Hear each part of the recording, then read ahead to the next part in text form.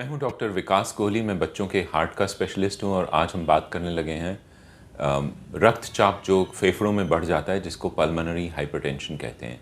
ये pulmonary hypertension week के दौरान मैं आपसे बात कर रहा हूं, बट ये यूट्यूब पे अवेलेबल होगा और कभी भी आप इसको सुन सकते हैं। ये बहुत इम्पॉर्टेंट बीमारी है और इसकी कई चीज़ें आपको मैं आज बताना चाहूँगा। सबसे पहले कि इसका कारण क्या होता है।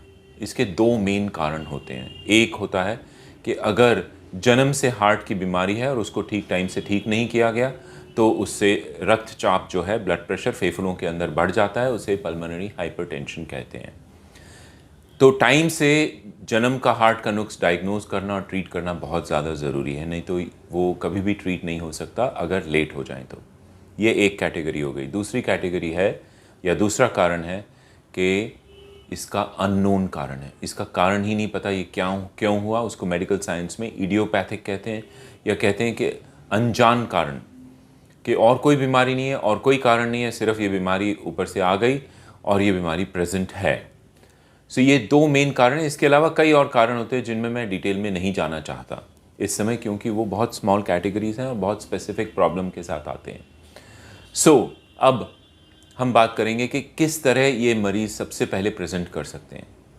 अगर आप ऐसे हैं कि आप बिल्कुल फिज़िकली फ़िट हैं और सब ठीक चल रहा है, बट आप नोटिस करते हैं कुछ हफ्ते, कुछ महीनों में कि धीरे धीरे आपकी कैपेसिटी या एनर्जी लेवल कम हो रही है, आपकी सांस फूल रही है। आप पहले 3 मंजिला चढ़ लेते थे, अब आप 1 मंजिला चढ़ पाते हैं, या पहले आप खेल पाते थे, अब नहीं खेल पाते हैं, थक जाते हैं। या पहले आप अपने बच्चे के पीछे भाग सकते थे, अब नहीं भाग सकते हैं। या सपोज़ ये बच्चे में है तो अगर आप नोटिस करें कि बच्चा के नाखून नीले पड़ रहे हैं। ये सारी चीज़ें हैं जो कि फेफड़ों का रक्तचाप बढ़ने से, यानी कि पल्मोनरी हाइपरटेंशन की वजह से हो सकता है। ये पहचानना बहुत ज़रूरी है। तो इसको कैसे डायग्नोज़ किया जाए? ये सिर्फ एक टेस्ट से डायग्नोज़ होता है और वो है इकोकार्डियोग्राम।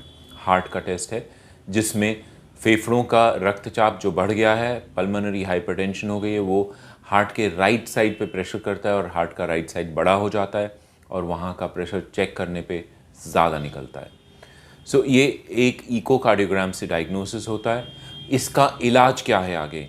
इसका परमानेंट इलाज नहीं है, इसलिए इसको टाइम से पहचानना बहुत ज़रूरी है। अगर ये टाइम से पहचाना गया और बीमारी एक स्टेबल कंडीशन पे है और हम दवाई शुरू करें तो पेशेंट बहुत अच्छी कंडीशन पे रहता है थ्रू आउट। लेकिन अगर ये लेट डायग्नोज हुआ और कंडीशन बिगड़ गई है पेशेंट की और हम मेडिसिन दें तो थोड़ा बहुत इम्प्रूवमेंट होता है, बहुत ज़्यादा इम्प्रूवमेंट नहीं हो पाता है।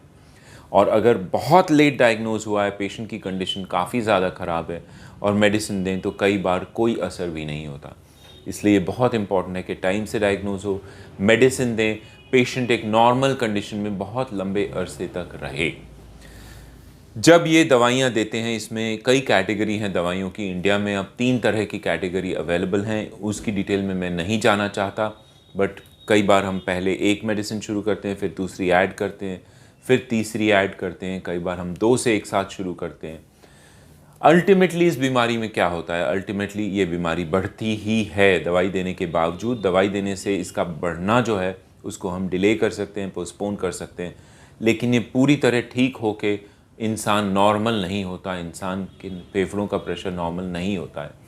इसीलिए ये एक ऐसी बीमारी है जिसको पहचानना बहुत ज़रूरी है और जिस पे पेशेंट की लाइफ डिपेंडेंट है, और ये दवाइयाँ पेशेंट को डायग्नोसिस के बाद लगातार लेनी पड़ेंगी। एक इम्पॉर्टेंट कंडीशन ये है कि आपके परिवार में अगर कोई है जिनको ये सिम्टम्स हो रहे हैं, जिनको ये तकलीफ़ है या जन्म से नुक्स है और वो कह रहे हैं जी छेद है लेकिन हम ठीक नहीं करवा रहे, मरीज़ तो ठीक लग रहा है, तो हो सकता है वो ऐसी प्रॉब्लम में फंस जाएं जिसका आगे इलाज ही ना हो। तो इलाज करवाने के लिए कार्डियोलॉजिस्ट के पास जाइए, इकोकार्डियोग्राम करवाइए और उससे डायग्नोसिस पता करिए कि क्या डायग्नोसिस है और उसके मुताबिक इलाज करवाइए। जो पल्मोनरी हाइपरटेंशन स्पेशलिस्ट हैं उनके पास जाइए।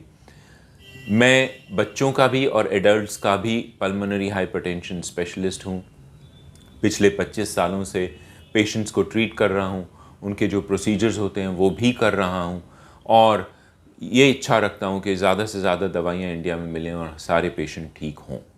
ये मेरी इच्छा है और आप इसको फॉलो करें, या कभी आपको ओपिनियन चाहिए हमें कांटेक्ट करिए चाइल्ड हार्ट फाउंडेशन हमारा जो ऑर्गेनाइजेशन है वो बच्चों को 18 साल की उम्र से जो कम है उनको दवाई भी लेके देता है और उनको फ्री में दवाई इवैल्यूएशन सब करता है।